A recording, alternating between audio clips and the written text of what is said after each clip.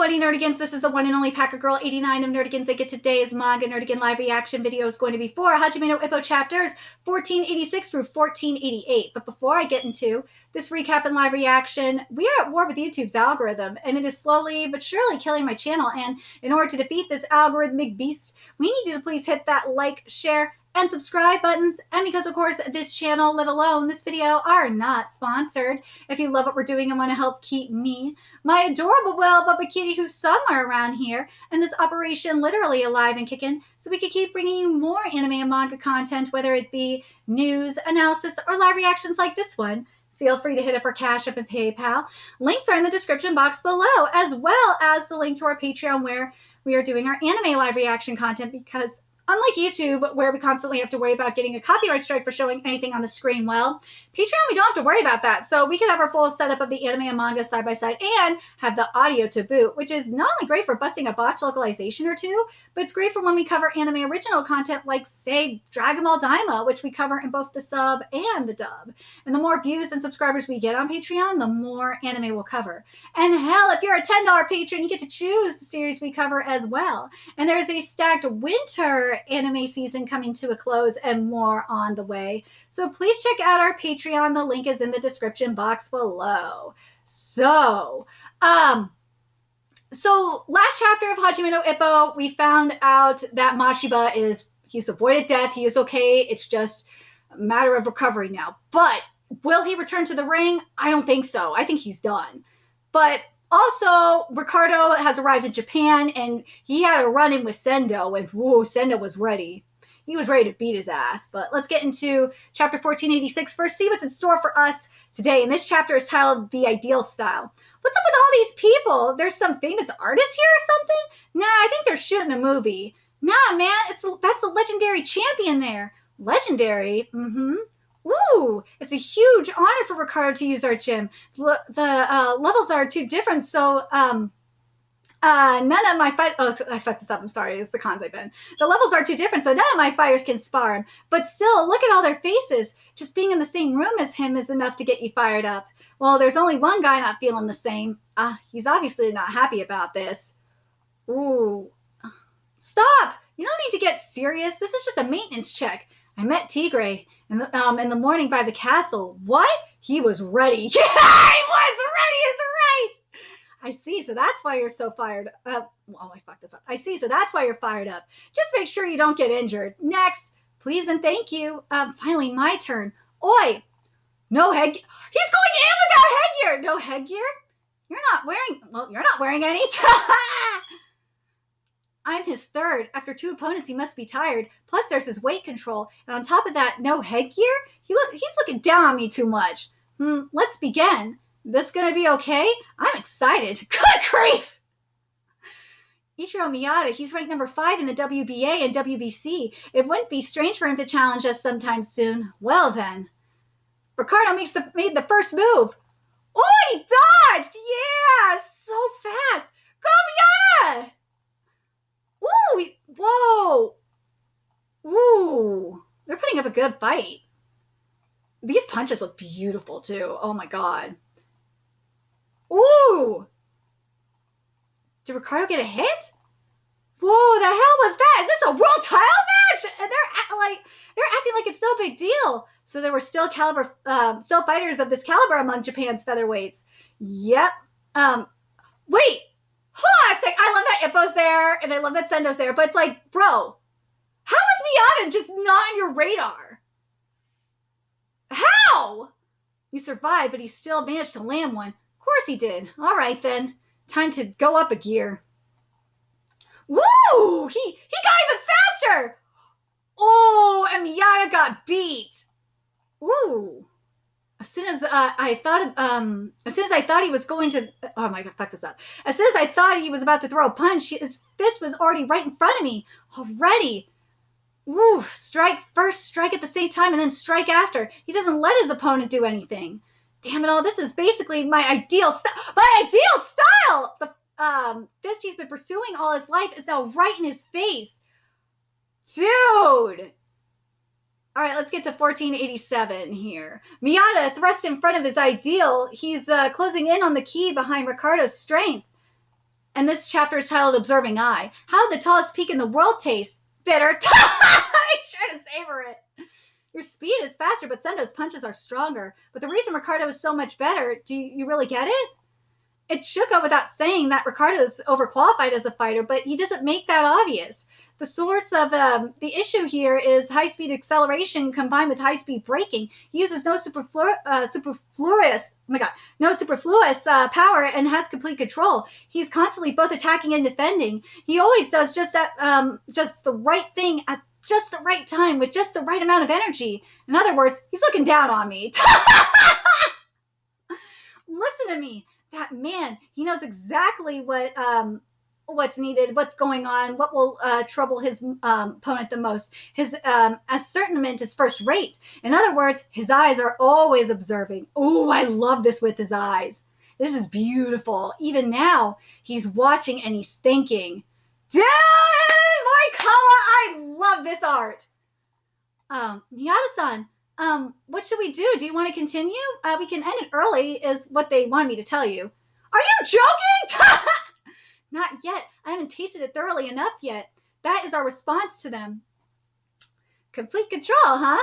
In that case, I'll let everything go and drag out what you're holding back. Woo! Okay, so now we're going to find out what happened to Sendo's grandma. Grandma, can you hear me? I ran again today, and I sent 2 guys flying and sparring. No problems with my weight. I'm in good shape, real good. Toro's all down the dumps. You know, his favorite thing was just vegging with you. Aww. Me and him, we used to you not being around, so hurry up and come home. Hey, can you hear me? Oh, Grandma.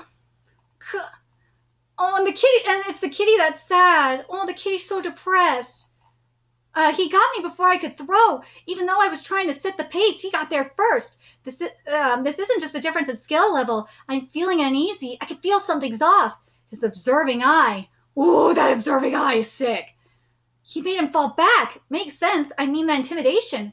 What are you looking at? What are you thinking? Just what? Oh my God, this is going to be a pain in the ass. 5 centimeters out and 10 centimeters down will be the perfect distance. He has a habit of marking his rhythm with his fist when he uses his measuring jab. Let's see. It'll be extremely troublesome if I let him get into top gear. He sways back frequently, so go with 2 straights. He's fast at responding to hooks. Forcing my way in is too dangerous because of his counters. 5 centimeters out and 10 centimeters down will be the perfect distance. His body is too far to target. If he does do that, there's something I want to try against this speed. In a high-speed exchange, if you lose the first move, you lose everything. Or is he overestimating himself? His guard is low, but his reflexes are fast enough to prevent him from taking any fatal blows. His punches off the back foot are within expectations. Should I end this here? Using a feint to bait a counter may work. His braking is out of sorts, but he doesn't seem to be in pain. I want to catch him on the temple. I'll step in a bit deeper. Are you upset? Would he be even faster in 80? Sorry, I said 80, but I meant 8. In 8-ounce gloves? If he does that, do this. Your over-reliance on shoulder blocks doesn't impress me. Swing and a miss at just a few millimeters. He's able to throw combinations without bringing his hands back. Right now, I should look like this to him. Oh, what does it mean to be strong? You're aiming too much, which makes your output go down. How will he react if I mix in my right? I certainly want to fight him in a real match. In that instant, I feel like his mind went a million miles. Dude, seriously. Is this the secret behind his strength? In exchange that lasted less than a second, he stacked it up again and again so he can move without even thinking. His countless hours of training is the key behind his victories, but can he not move and think at the same time? I gotta wonder if it's something similar to what we saw in Marriage Toxin with like this kind of trance where you have like all these different you're fighting your opponent in your head. And I just gotta wonder if this is something, if what Ricardo does is kind of something similar in terms of like mental training. What? If I think too much, I stop moving. That's not normal. That's normal for everyone. If he's able to create and then perfectly execute a plan at the same time, he's adapting to new information. Of course, it feels like something's off. There's no mistaking it. The thing making me uneasy, so different than being able to peer into the future, is his innate calculation ability. He's a human computer.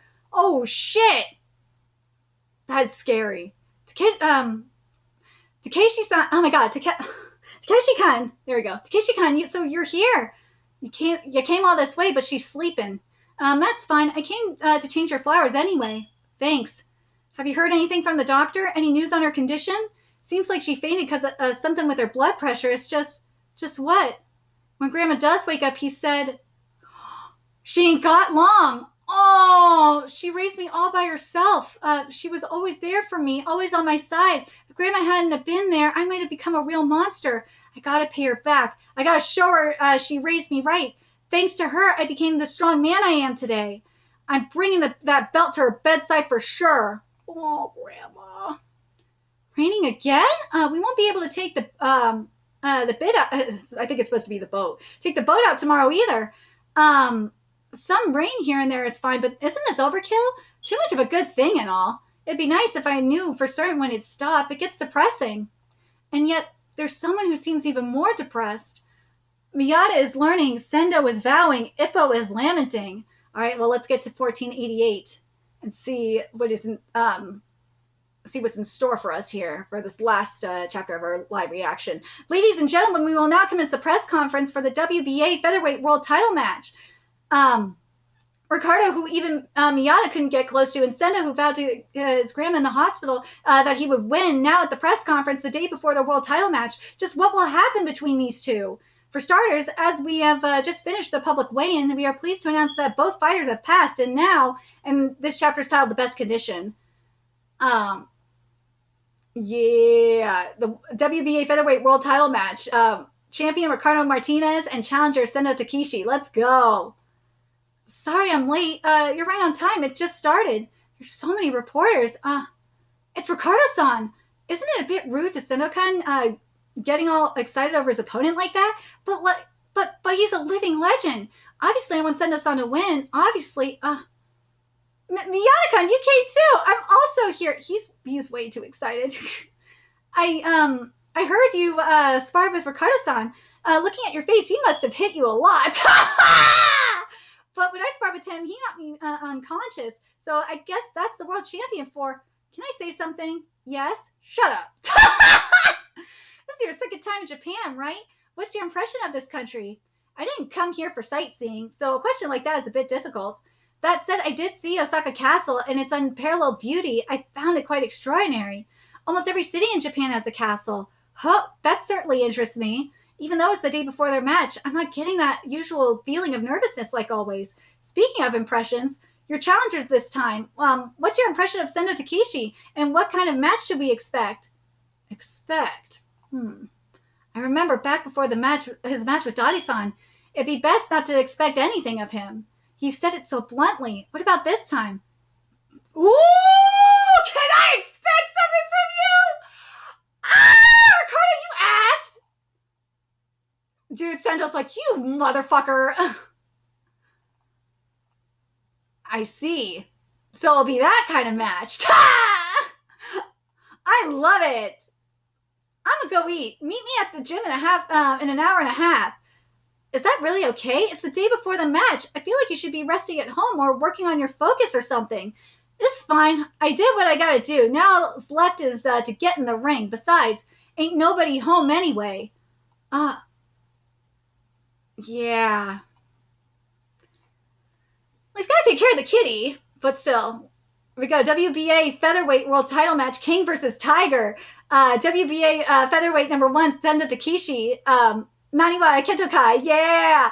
And WBA Featherweight World Champion Ricardo Martinez, Mexico, at the Osaka Castle Hall. Let's go. Oh! Ooh, so there in the semifinal, there's a Japan light flyweight title match between Goshima Daiki versus Fizzy Fujiya. Here and here, the whole town is covered in them. It's tomorrow. Takeshi's gonna become the world champ. Tomorrow will be big. We're slitting out early. Damn! Can he really take the belt? It's Sendo. Of course he can. Just one punch, it'll all be over. It's not gonna be one punch. He ain't no Saitama. I can't imagine a hometown hero more beloved than him. Him being silent at the press conference yesterday was strange for him. I thought he'd have a ton to say. I bet he's conserving all his energy for tomorrow. Yeah, no doubt about it. He's in the best condition. Sorry I kept you waiting. If you need something, hurry up with it. It's bad enough being alone with him. It's not bad for me. Yeah, actually, I got something for each of you. First up, Makinuchi. Yes? How's Mashima doing? You want to talk about this right now? Yeah. He had, ooh! So here we go. He had a craniotomy. It was successful. He opens his eyes occasionally. He still isn't talking yet. They're not sure where else he may be injured. He'll need rehabilitation and they'll reassess him later on. That's everything that I know. That's everything. That's everything that I know. Craniotomy as a boxer. Yeah, as a boxer, his career is over. Before I forget, let me give you an idea of what craniotomy is. So what a craniotomy is basically, it's a procedure that involves removing a portion of the skull for brain surgery. A craniotomy may be done to take a sample of brain tissue or to treat conditions or injuries that affect the brain. The procedure is used to treat brain tumors, bleeding in the brain, blood clots, or seizures, and it also may be done to treat a bulging blood vessel in the brain known as a brain aneurysm. Or craniotomy can treat blood vessels that formed irregularly, known as vascular malformation. If an injury or stroke that has caused brain swelling, a craniotomy can relieve the pressure on the brain. And there are several types of craniotomies. It doesn't say what type that they had, but this is to give you an idea. Let's see. So there's, it just depends. There's the bifront. I wish it said which kind of craniotomy it was, because then we probably could get an idea of what's happening. So there's the bifrontal craniotomy, which is taking a part of the skull behind the hairline, and that's for brain aneurysm. So I don't think it's that. No. There's the supraorbital craniotomy, which is removing an area of the skull at the front of the head, sometimes at the eyebrow, and the surgery can be done to treat brain tumors or aneurysms. And then same with eyebrow craniotomy, which is basically a cut over the eyebrow and part of the bone is removed, and that's done to treat brain tumors. But let's see. Here it is. I think it could be this one. That could be the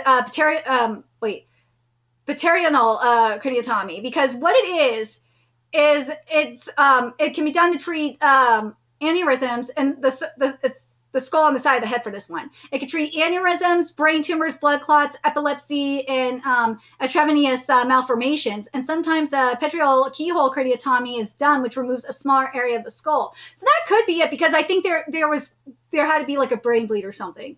So the middle fossa craniotomy is during this type of surgery. A cut is made in this area of the skull above the ear, and for paternal, supraorbital, and other types of approaches fall under this type of craniotomy.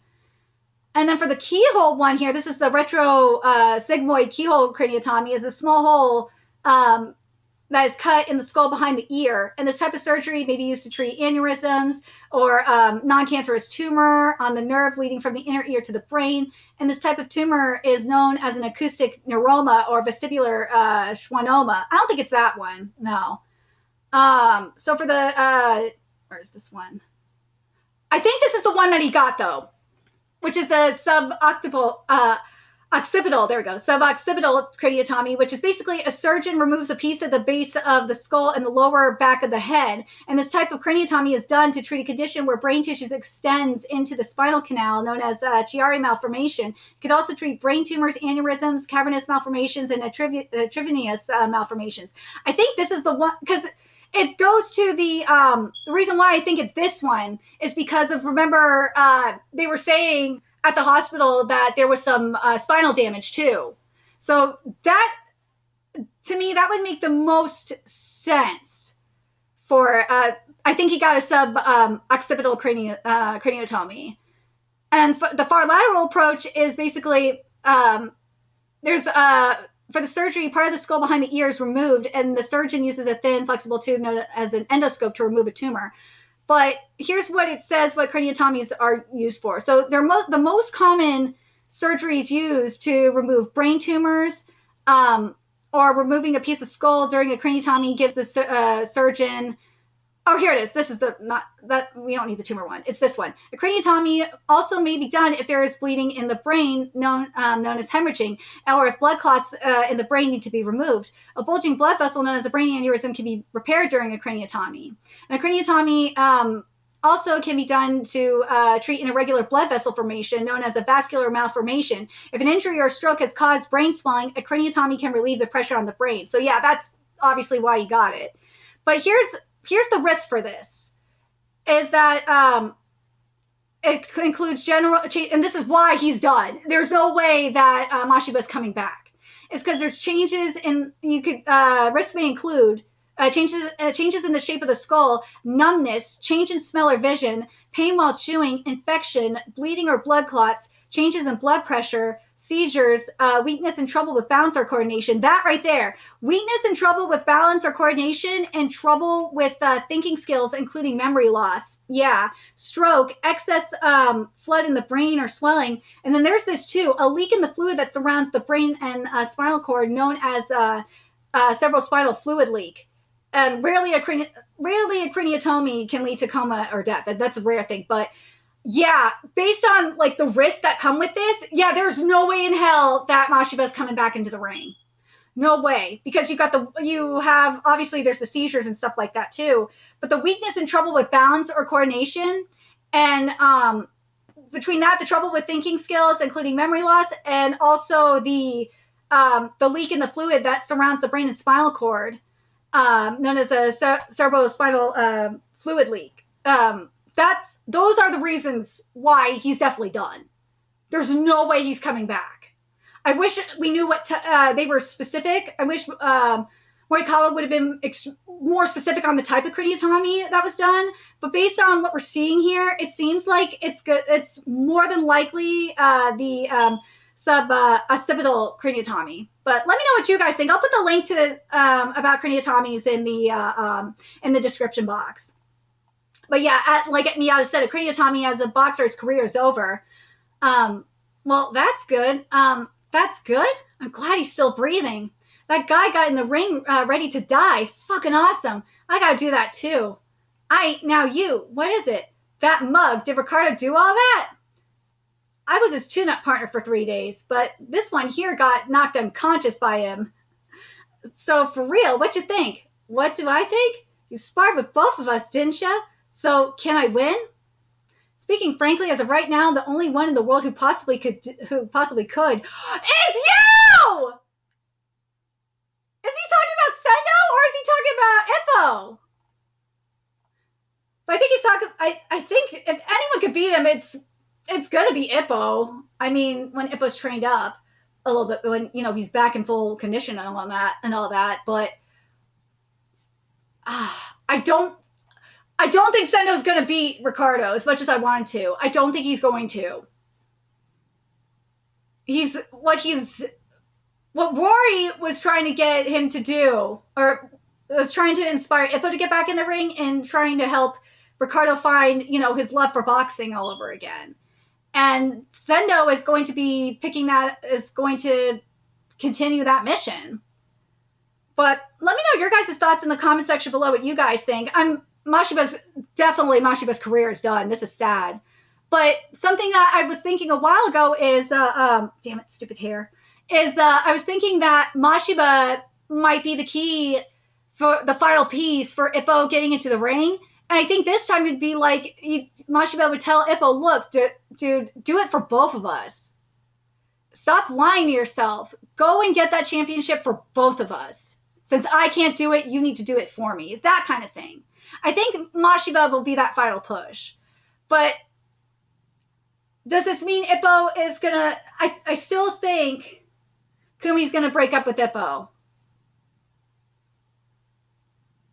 I do. I really do think she's going to break up with Ippo. But let me know what you guys think in the comments. How do you guys see this going down? I feel so bad for Sendo. No, Kitty knows because Kitty came on my lappy. Hi, kitties. But let me know your thoughts in the comment section below. And remember to like, comment, share, and subscribe to Nerdigans Inc. Love what we're doing and want to help keep this operation alive and kicking so we can keep bringing you more Ippo content. A few ways you can do that. Donate to our Cash App, PayPal, Patreon. Purchase something off our Amazon wishlist. All that's in the description box below. Also, make sure you follow us on Twitter, Twitch, Discord, friend us on PlayStation Network. That's in the description box below as well. And until next time, Nerdigans, I will be seeing you later. Bye!